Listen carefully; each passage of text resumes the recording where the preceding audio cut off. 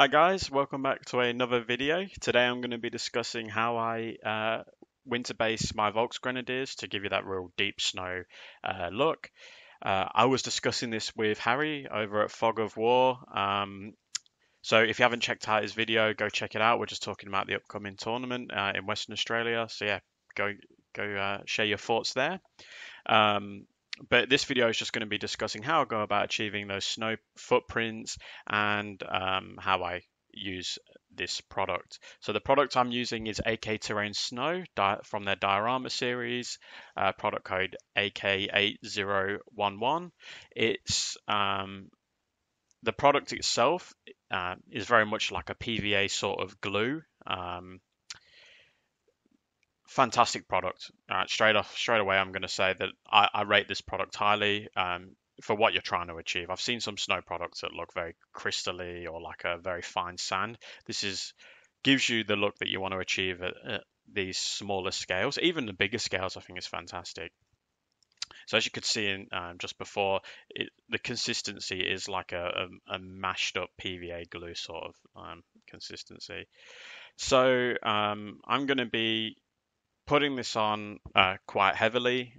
The reason I'm doing this is because I want the footprints that we're going to be looking at achieving later on. I'm also putting this on after I've painted my miniatures and I've put them on the base. It's up to you how you want to go about doing it. You can go that way. Again, it's up to you. Make sure that you've cut nice little lines in this base or in your base. The reason we want to do that is so the snow or whatever product you're using, whether it be snow, sand, mud, whatever, adheres to the base. So those lines within the base are creating a little groove for that little bits of glue and that to seep into and stick to the base. So you won't just come along with a knife and it will just come off in one hit. It will be on there nice and snug. So as you can see, I'm using like an older brush and I'm being quite generous with the snow that I'm putting on. For those harder to reach places, you're going to want to use a toothpick, which I'll show later on. Don't be afraid to add a bit of water to your brush or even to the snow itself, just to help it form a little bit better around the miniature that you're basing or miniatures. I also like to use my finger around the outside of the base. I've tried sanding it. I've tried using a side, not a side cutter, sorry, Stanley knife, and it's very messy. So if you use your finger, it does the trick perfectly, especially whilst it's wet. Be warned, this product on the surface will dry very quickly. Underneath it takes a few more hours, but on the surface it will dry very quickly like a PVA glue. So you want to be, I normally do a side at a time. So if I finish the far end side that I'm just not working on there, for example, I will clean that up with my finger, then I'll work on the next side. Clean up with my finger, work on the next side.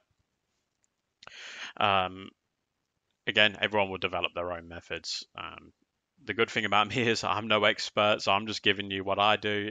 If you can tweak it better, hey, that's awesome. And look, if you've got any other products that you've used for achieving that snow look, yeah, please let us know in the comments and how you reckon that they might compare to this AK snow.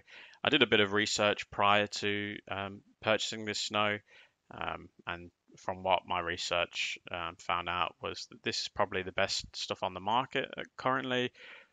But look, happy to have other suggestions and I'll definitely try them out.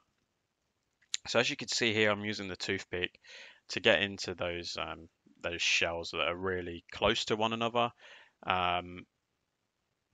So I'm dabbing a little tiny bit in at a time. I'm not going with one massive chunk of snow and just trying to shove it in there. I'm just doing a tiny bit at a time. Be patient. It's a very quick process. I've sped this video up, but you're talking 15 minutes, 10 minutes to achieve this. To me, that's very quick. Again, to others, that might be a bit too long, but to me, that's a very quick process. So just take your time. The results will be worth it, especially if you're trying to achieve that really deep snow look. I apologize, I keep saying deep snow. I just want to get across that I understand that when you're using snow products, you don't want to be smothering it in snow unless you're trying to achieve a specific look. The reason you're doing that is because you don't want the model to wash out with the snow, especially if you're using like a winter troop that's going to be in white camouflage. So these Volksgrenadiers do have white trousers. Um, I haven't put it on too many. I try and avoid it where I can, purely because I don't want them to wash out with the snow that I'm using. So now I'm getting the model. I'm thinking, how do I want this model to look? I'm putting the Pack 40 on there. I'm just pushing it down a little bit. Um, Not so I'm breaking it, obviously, just push down a little bit. I want the bits that are going to be touching the snow to be formed in the snow as if the snow's built up a bit around it. I'm also using the wheels to leave a little track. When a gun fires, it's going to move. So if it's embedded in snow, it's going to be moving back and forth. You don't have to go too crazy, but just a little bit, just so you can see, oh, okay, that's where it's been moving.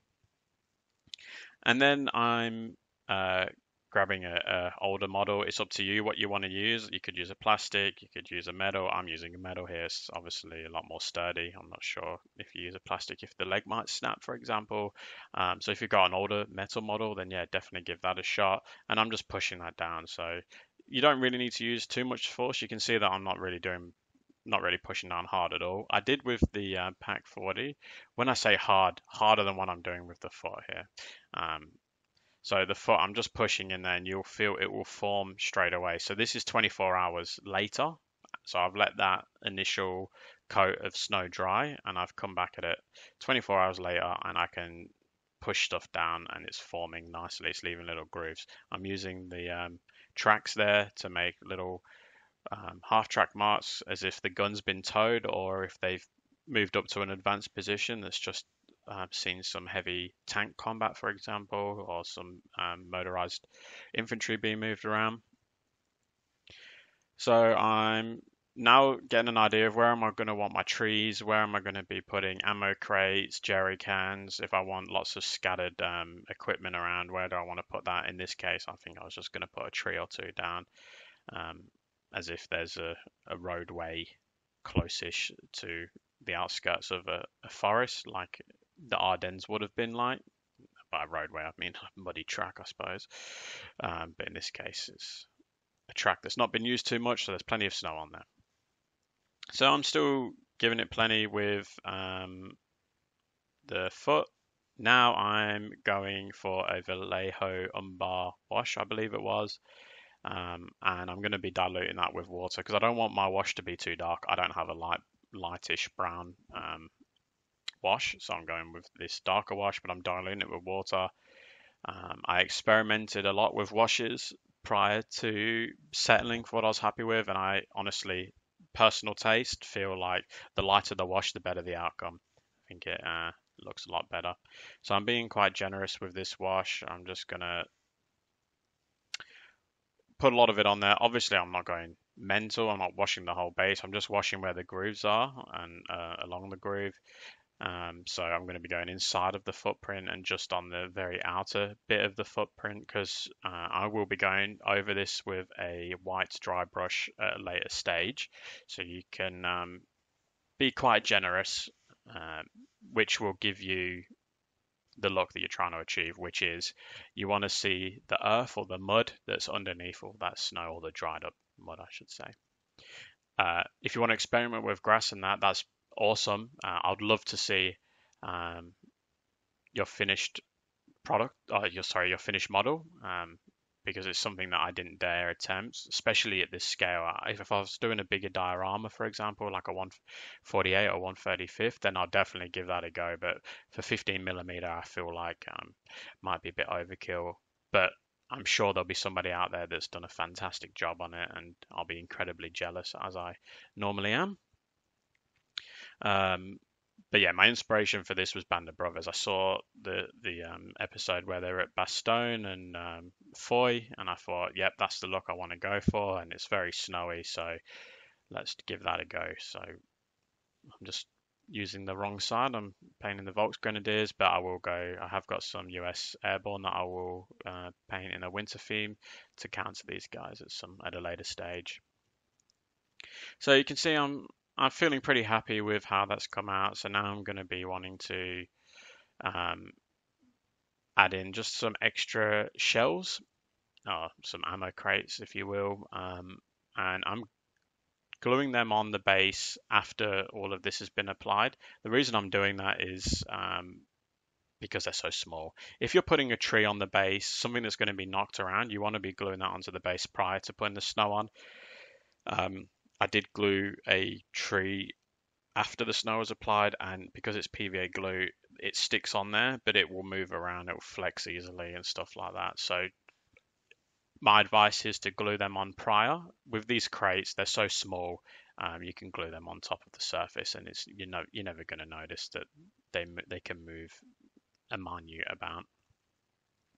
So once that's done, I've got the wash on the snow prints. 24 hours later, I always like to give washes a little while to dry. I mean, these washes would dry in an hour, but 24 hours later for me, I'm going to be putting on my white dry brush. So as you can see, I'm testing the brush out on a bit of white kitchen towel. I know in the video it looks dark, but that's because the underneath part's been used, not this part.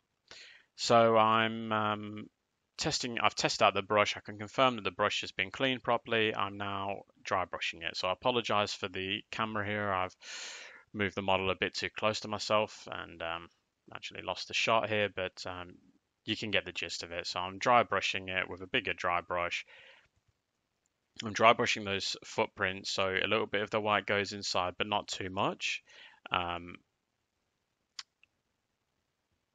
want to get the outer side of it more. So I want to get rid of the wash around the outside if I can. I just want to be giving those footprints a bit of depth so they look like the snow's really thick and we're getting just the underneath part. But we don't want it to be super dark because obviously I would imagine, I don't live in a snowy country, but I imagine it wouldn't be too muddy.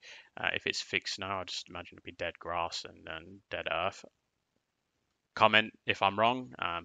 But that's how I feel it would be. I mean, I grew up in the Midlands. I did see a bit of snow, but that was always slush, not proper snow. So that's what it looks like once the dry brush has been added.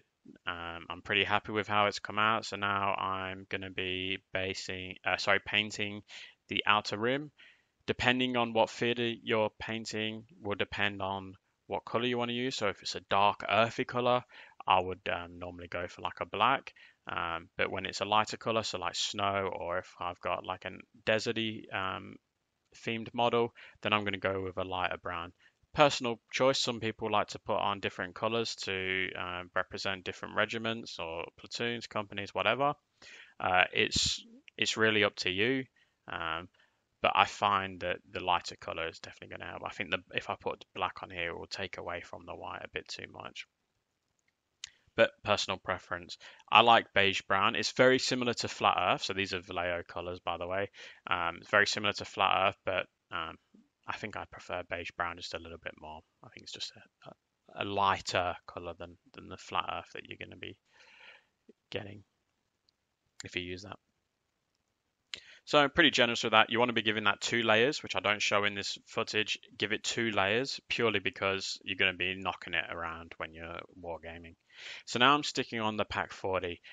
Trick to this is to paint the inner part, glue the inner part of the wheel. So put a dab of super glue on both parts of the inner part of the wheel. The reason I'm saying that is because super glue, if it spreads out a little bit and you get that little like glossy look to it, will show. No one's going to be seeing the inner part of the wheel. They're going to be looking on the outer part of the wheel. Just a little tip for those that might not know it. Obviously, if you've got really good control or a really good super glue, then you might get a little bit more control. But I'm a bit of a tight ass, so I will go for the cheapest glue that I can find, which is normally about $3, and you get a 6-pack. Up to you. So that's what it looks like. Once it's all glued down, everything's said and done. I've got some jerry can there, some ammo crates, a tree that I did add snow on later on, and I've got it upside down there for whatever reason, but you can see the snow prints there as well. So I feel like it came out quite nicely. I This is very basic.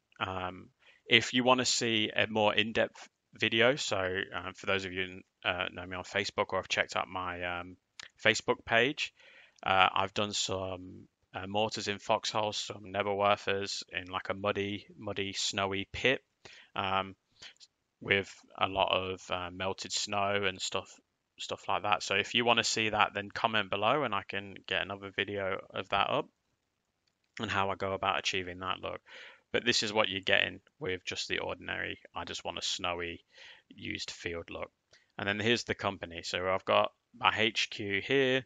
I like to base my HQ units individually. I like to put a lot of emphasis on them. I think they look awesome when they're based alone. They don't have somebody taken away from them. Same with the platoon leaders. I've got a Panzerschreck team there. I've got so a Volksgrenadier platoon of 6 stands, and they've got they're walking around a village or whatever or near a forest. That's why I've got some power poles. I put snow on top of the power poles, snow on top of the fences, snow on top of the trees as if they've been blown up. And then I've got my Pack 40s, same look as if they're in like some sort of open field or near a little road.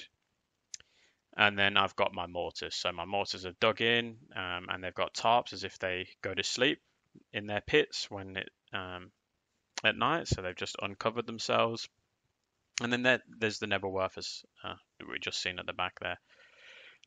So that's the end of the video, guys. If you want to see any other basing tutorials, so if you want to see how I base my European paras and so my German and American paras for Normandy, or if you want to see some desert basing, if you want to, as I touched on before, go into that advanced winter basing, then yeah, feel free to let me know in the comments or on my Facebook page. But apart from that, please like and subscribe, and thank you very much for watching.